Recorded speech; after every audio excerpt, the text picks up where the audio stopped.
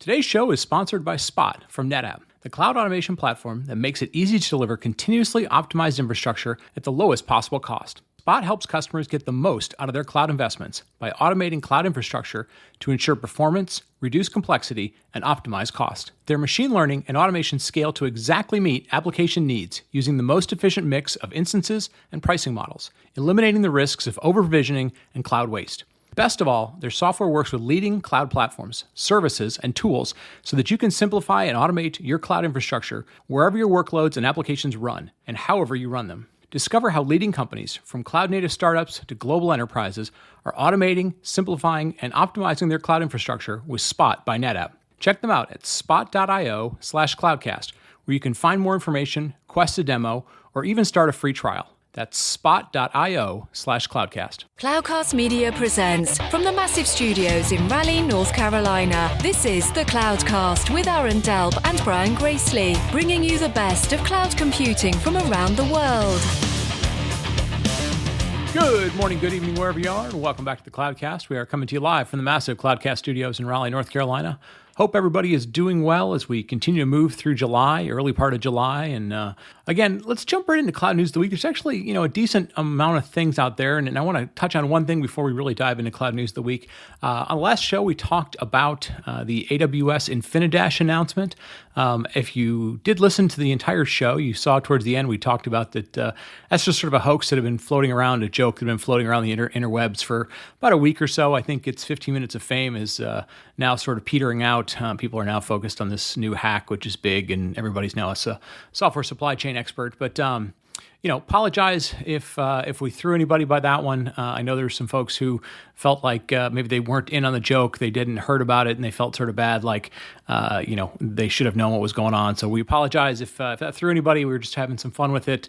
It was sort of an interesting internet meme for a few days. It was an interesting imposter syndrome sort of case study. I think maybe we'll dive back into that maybe in a month or so and really kind of dive into it and our fascination with always having to know the latest and greatest about every new technology, whether it's relevant to us or not. But again, if we threw you, we apologize for that. We didn't mean to upset anybody. Let's get right to Cloud News of the Week. There's a couple of interesting things out there. We did mention the real GitHub Copilot announcement that came out last week, the AI assistant to assist with writing code, the work they had done with OpenAI and the work there.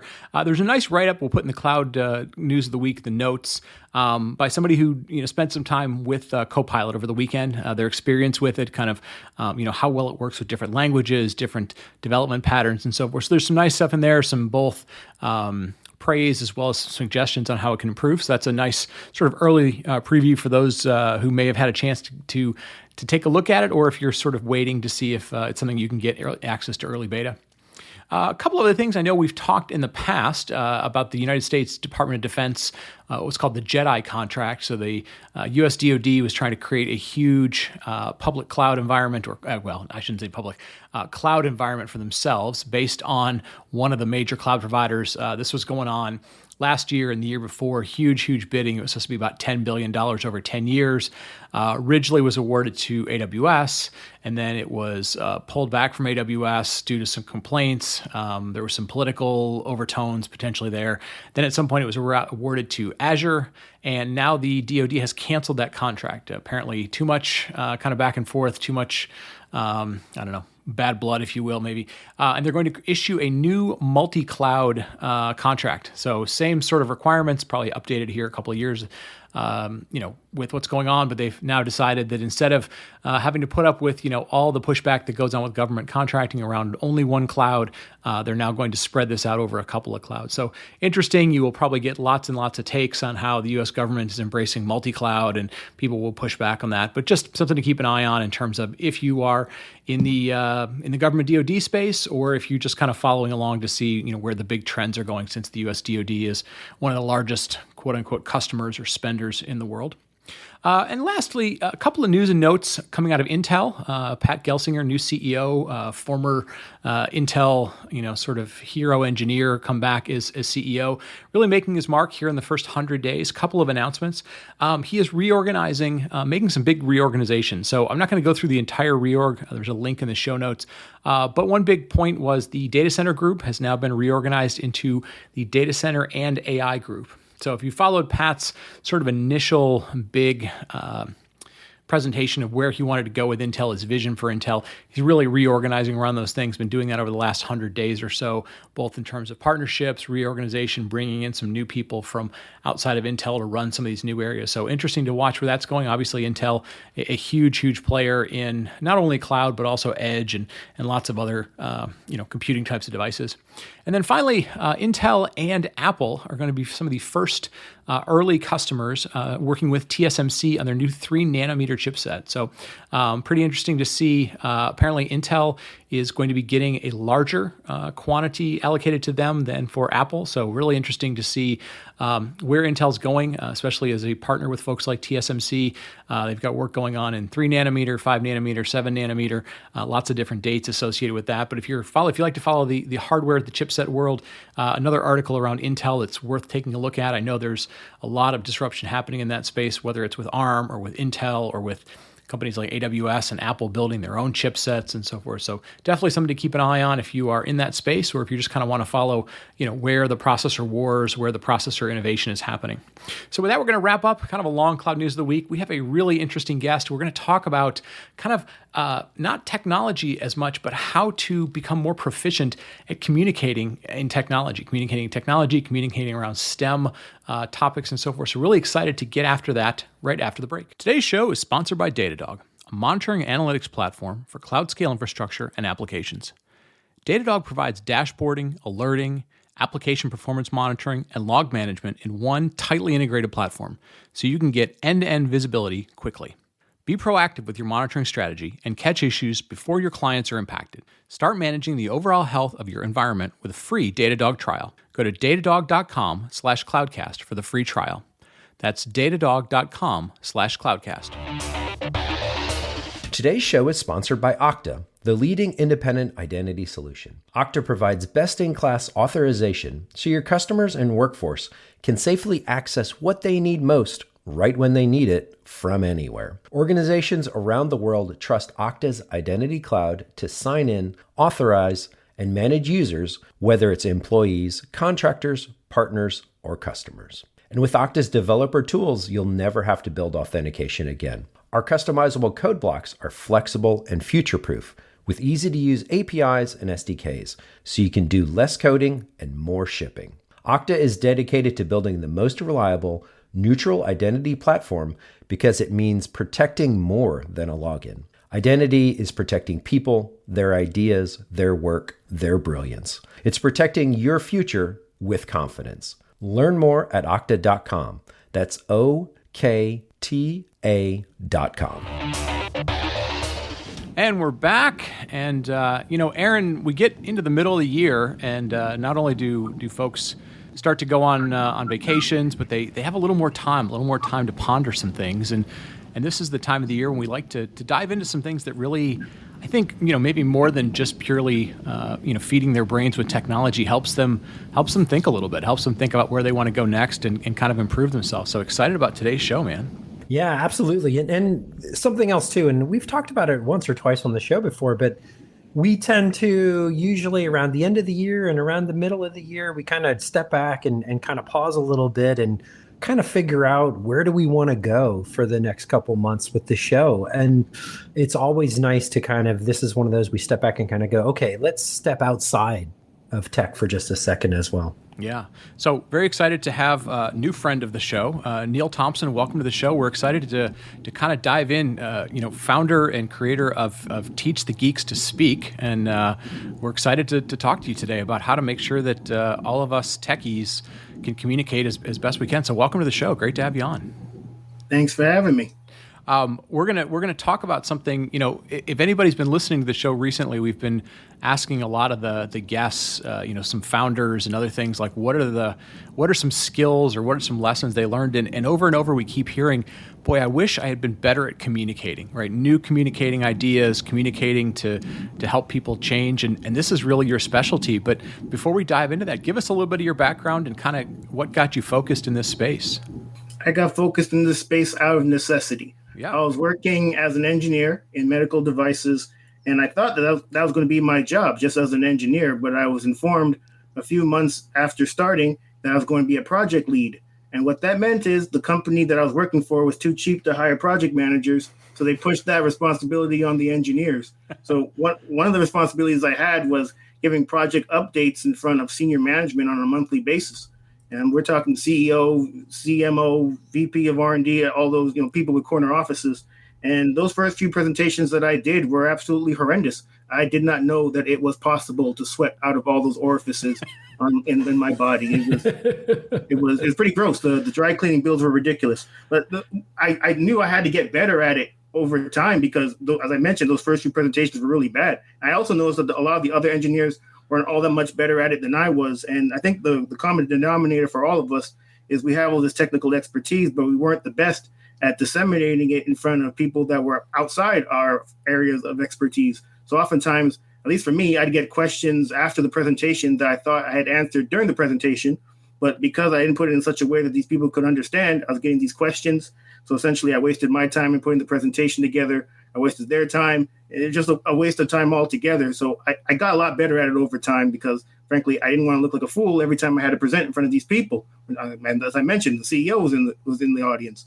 And I did get a lot better at it over time. And I took everything that I learned in becoming more effective at public speaking, and I turned it into a course that's geared towards people like myself, people that work in the STEM fields, engineers, scientists, those types. And I called it Teach the Geek to Speak.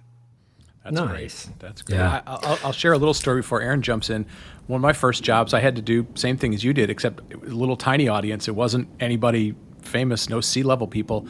I got so nervous. My mouth got so dry. I literally got so cotton mouth.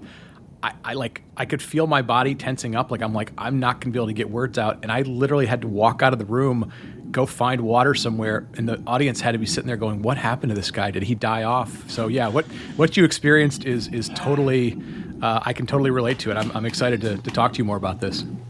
Oh, wow. I don't know if it was never that bad for me that I walked off the stage, but all the liquid for me was coming out my body. It wasn't necessarily in my mouth. Yeah, well, and I'll share one a little bit like that as well. So, longtime listeners know my career. I started out of college at IBM, and this a little bit of the same, right? What we had to do was we would do work proposals for projects that we were outsourced by the company to. We would present them, and then they would approve them. And so this was basically proposing the work you wanted to do and go in front of a board, and they would kind of judge you, if you will, of okay, now you can go do your work because we're going to pay for it. And that was, very painful because they did make the engineer do the presentation, and it was to all of the executives. And so here I was, fresh out of college, doing those kinds of things. And I admit, though, something they did that was really nice, they sent me to presentation classes because of that. Well, I guess they had the foresight, knowing that a lot of us engineers in school, that's not really the focus of it. Is more building up your technical skill, and anything that comes after that, I guess the soft skills like communication, is not really something that they really focus on in schools. And a lot of us have to kind of learn it on the fly when we start those first few jobs. Absolutely. Let's start talking about the basics around this. So, we're going to use the term geek. Hopefully folks don't get offended. It's anybody who's, like you said, in the STEM field, technical. Where do you find that, kind of folks with this background, folks with this skill set, where do you find they feel comfortable communicating? What mechanism, what modes? And then where do you find, at least initially, they feel least comfortable communicating in an area where you try and help them? Well, the least comfortable I know is impromptu. A lot of engineer types, we like to be prepared. So we want to know what obviously what the subject matter is, and we want to be well versed in it. before we feel comfortable speaking about it. But oftentimes, even in just walking the halls, you might come across an executive. You might ask you about what you're doing, and even in those situations, you might be uncomfortable because you didn't prepare for that. But you obviously, if a CEO asks you a question, you better answer. So it's really important that the work that I do with engineers is making them more comfortable talking about what their expertise is of the work that they're doing at the company in an impromptu way, as opposed to ways in which it's more prepared, like the presentations I used to have to give. Yeah. No, it makes a ton of sense. I one of the little tips I tell people all the time is, you may not be a great speaker. You may not always feel comfortable speaking in front of a crowd, but one thing you can do, and again, this can sort of, especially if you're like introverted, make 1 or 2 slides. What are you working on at all time? Do you have 1 or 2 slides? And the reason I mention that is not that you become, a slide making expert, is that, stories and what you do are, historically, over mankind's time, we learn by sharing things, and slides are one of those things that somebody can put in their presentation, they can forward to somebody else. So, always have that available as well. I think that's great that you highlighted. And another tip is, kind of just have what you're working on ready to go all the time. It's funny you mentioned stories, Brian, because I'm a big believer in them now. I certainly wasn't when I first started giving presentations. And I think a lot of engineers kind of get away from stories for especially more technical presentations because they think it's inappropriate. But when you were a child and perhaps your mom or your dad read you a bedtime story, and I'm sure you loved it, but it seems like as we get older, we move away from that. And as I mentioned, for technical presentations, you think perhaps it's not the right place. But especially if you're talking to people that are outside of your field of expertise, it's a great way to keep them engaged in what you're talking about. Whatever your technical expertise in, couch it in a story, and you're way more likely to have them listen to what you have to say. Yeah, yep, absolutely. yep. And I'll add this too. So, kind of another tip, if you will, or a key phrase, if you will, that's always kind of stuck with me is communication is what the listener does. Right? To your point earlier of you may have given a presentation and then they ask you a question about something you just presented. Well, they obviously didn't absorb that like you wanted it to. So sometimes it is presenting in a way that they're going to absorb it differently. And going back to like engineer types or executive types, you want to communicate that in the way in which they're going to absorb it. And it kind of goes to, oftentimes we more technical folks will focus on the technical skills and we'll focus on this super early in our career. But then later on, we kind of open up to this broader set of communication skills. And maybe it's just because we feel like we need to over prepare or that's our comfort zone. And then we need to grow and we find this almost like a hindrance and, okay, I need to go solve this problem. And the technical mindset of like, okay, find a problem, fix a problem. Do you find this to be a common pattern? And if so, do you make any recommendations of how to alleviate that? Yeah, it'd be great if early on in people's engineering careers, they saw the benefit of becoming better communicators, because oftentimes we come to it like I did out of necessity, or even in the case of some other engineer got the promotion and pay raise you wanted because they just were better at communicating than you were. I mean, just because you're the best technical expert in whatever you do at the company doesn't mean you're going to get those pay raises and promotions you want. Adept at communicating what you do to people that have the decision-making power to affect your career, well, then you likely are just going to stay where you are. Yeah, I think another thing that I find, and this sort of plays on what Aaron was talking about, but it very much plays on what you mentioned, Neil, is I think sometimes we forget, as engineers especially, that somebody invited us to come present to them, or we were told we needed to give an update, and we think that the thing that we're there to do is to wow everybody with our knowledge, right? We're there as an expert. And I think sometimes we forget that yes, that's part of what you're there to do. You have an expertise, you're giving an update, or you're trying to sell an idea. But the other thing that we have to remember is that, the people that are in the room may not always be the final decision makers. They may be sort of intermediary people, and you have to be as much helping them to convey the story. Like they have to understand it, and then they have to be able to turn around and put it in their words, or they have to be able to share it back. Do you find that you have to spend a little bit of time helping people understand that sometimes there's an immediate audience, and sometimes there's sort of an intermediate audience that you're both storytelling, but you're also helping them learn so they can pass it on? Absolutely. I mean, the number one rule, at least in my opinion, of public speaking is know your audience. When I first started to give those presentations in front of senior management, I wasn't taking their needs or wants into account at all. I was just slapping some stuff on slides, getting up there, reading them right off the computer screen and trying to get out of there as quickly as possible. But I realized that wasn't the best way to go about things. And it really, that realization came when that project that I was brought into one of the companies that I was working at got canceled. And, this happened over 10 years ago. And I firmly believe that if I was better at communicating the importance of the project and how it could benefit the company, maybe I could have saved it. But I was just I wasn't concerned with that at the time. But I certainly got concerned with it after the fact, especially. Right. Yeah. Well, and no, it's a great tip, without a doubt. And along those lines or that theme, what are some other tips, tricks, and ways that we can get better at communication?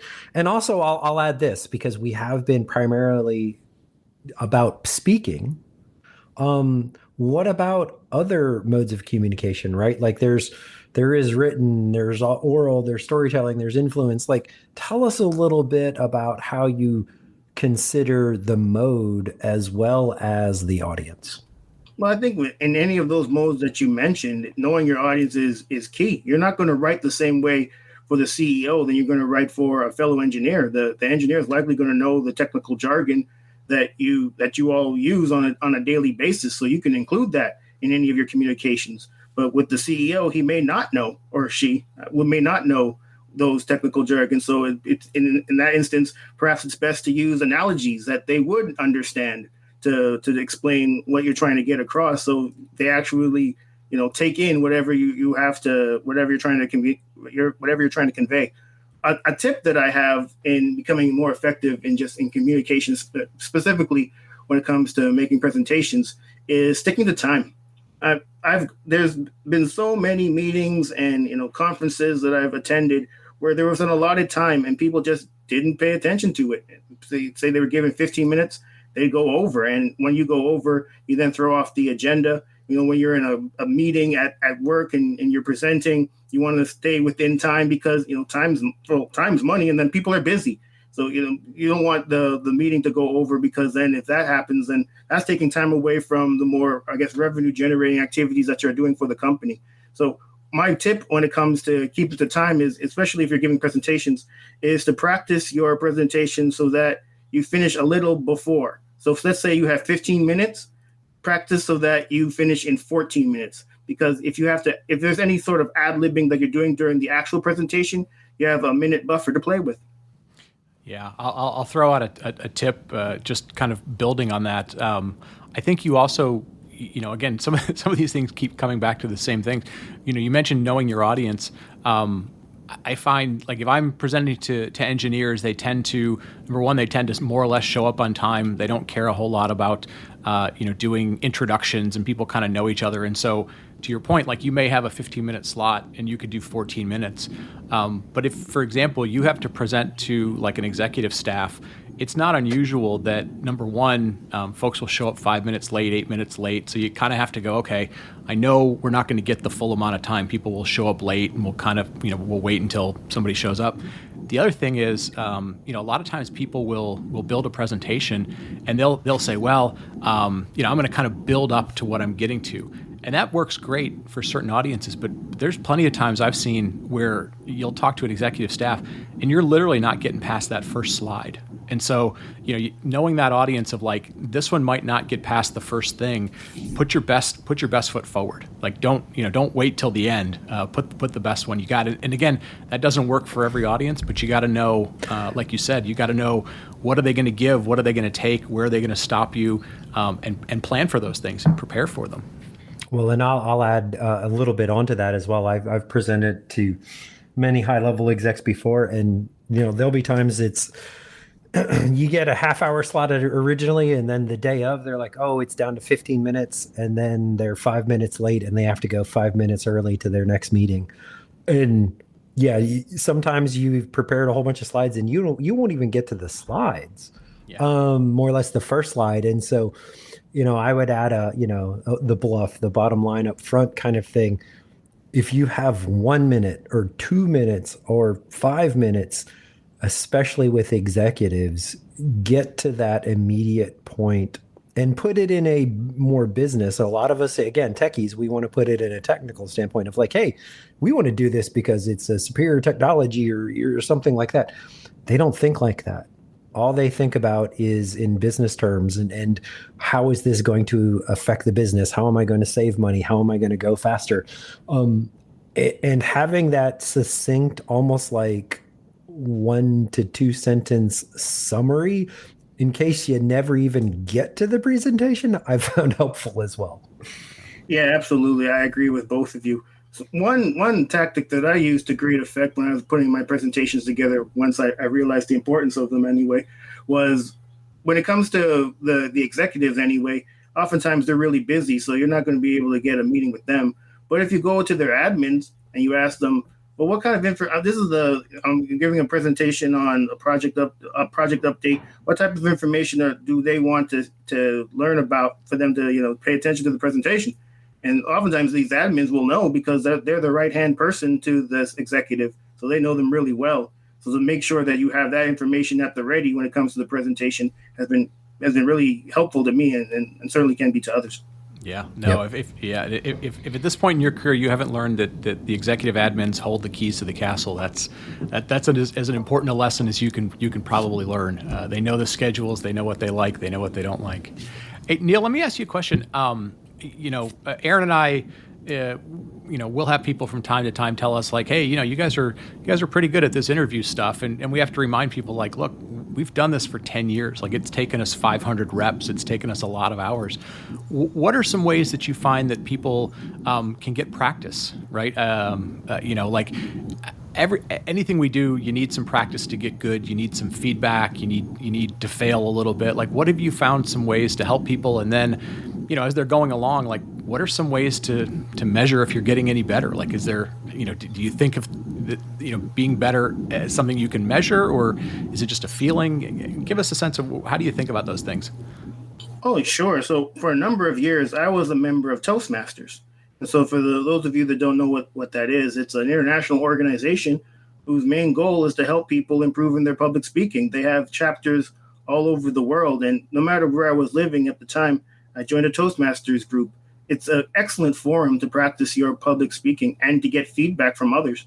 One thing that I would caution about feedback, though, is just because someone says it doesn't mean you have to implement it. Because I know that at least for me, and I'm sure for others at Toastmasters meetings, you may very well get feedback that's contradictory. You'll have one person that says, I really liked your eye contact. Another person would say, improve your eye contact. But then you have to really figure out which one do you believe. So feedback is I firmly believe in listening to all feedback that you get to get better, because practice makes progress. But when it comes to feedback, though, just I wouldn't say take it with a grain of salt, but there's going to be some that you implement and others that you don't. Just run it through your filters to see which one is which. Yeah, and I'll add on to that real quick as well, along those lines, because again, I've actually had a number of presentation trainings over the years. Not only that, even if something maybe they're like, oh, improve this or improve that, but if it feels unnatural to you, it will probably look unnatural. And so there's some things you want to work on, but then there's some things that just, this is your style. And if your style comes off as comfortable, a lot of times that will go a long way and almost overcome some of those things of the perfect presentation style. Yeah, I firmly agree with you, Aaron. I mean, we all should have our distinct style, and not trying to sound like other people. I mean, when I first started down my journey in becoming better at public speaking, I would look at a lot of the motivational speakers, like Les Brown, and I thought, well, I need to sound like him. But then it just didn't match my personality. So it was something that I quickly abandoned and focused more on just becoming a better version of myself as opposed to a carbon copy of someone else. Yeah, no, I think it's great stuff. So, give us a sense, as you're working with people. So, someone comes up to you and says, "Hey, Neil, I got to get better, but I don't really know where to start, or I don't know where to focus the best of my time." Like, how do you help them? What are some of the ways that you help folks, get better, gain confidence, learn some of these tips and tricks so that they don't have to fall down in front of their peers, if you will? Well, I mean, that was the main basis for me starting or developing my course, Teach the Geek to Speak.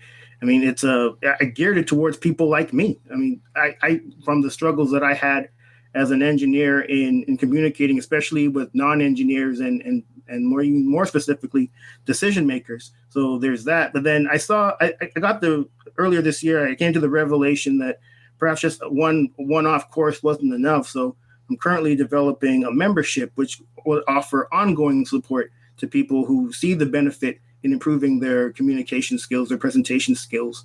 And it's going to be, it is called Teach the Geek to Speak Society. But so it includes the course in the society, but then also ongoing support in terms of a community that you can access, on an ongoing basis.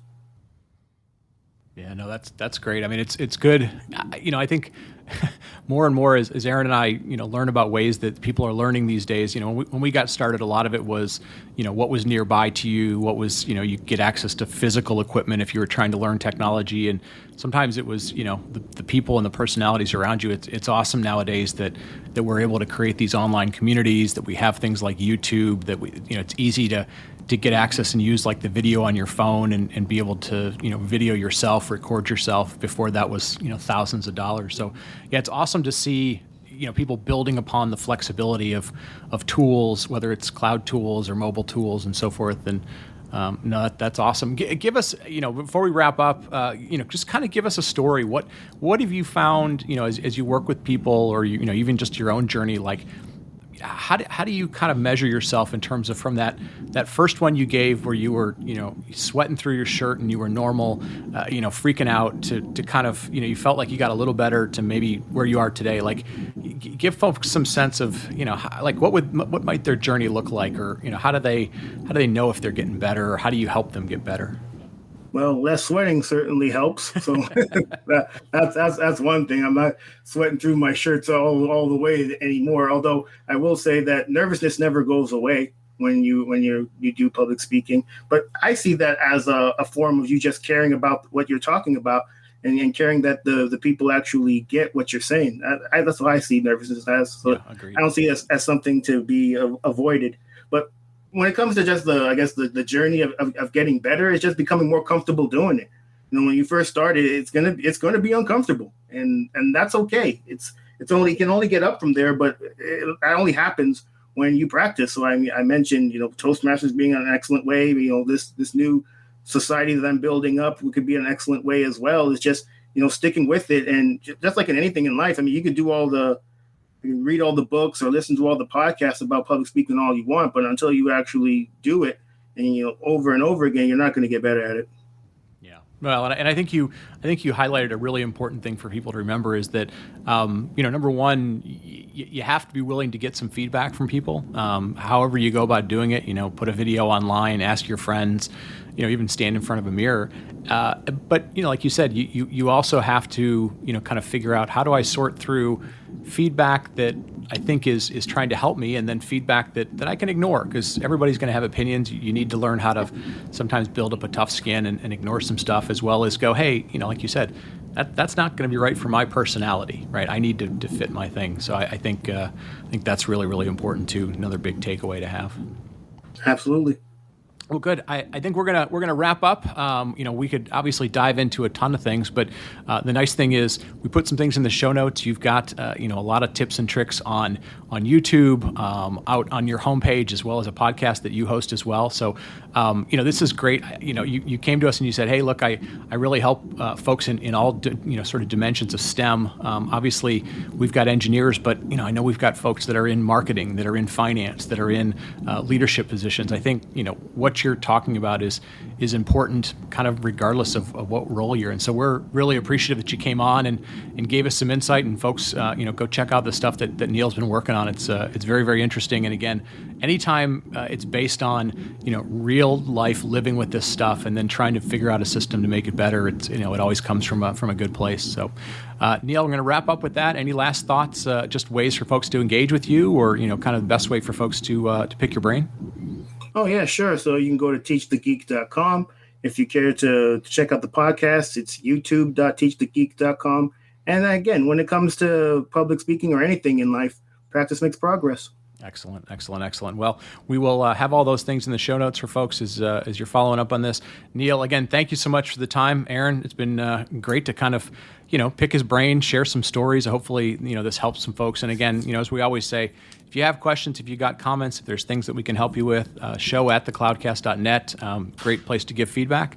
So with that, we're going to wrap up, and we will talk to you next week. Thank you for listening to The Cloudcast. Please visit thecloudcast.net to find more shows, show notes, videos, and everything social media.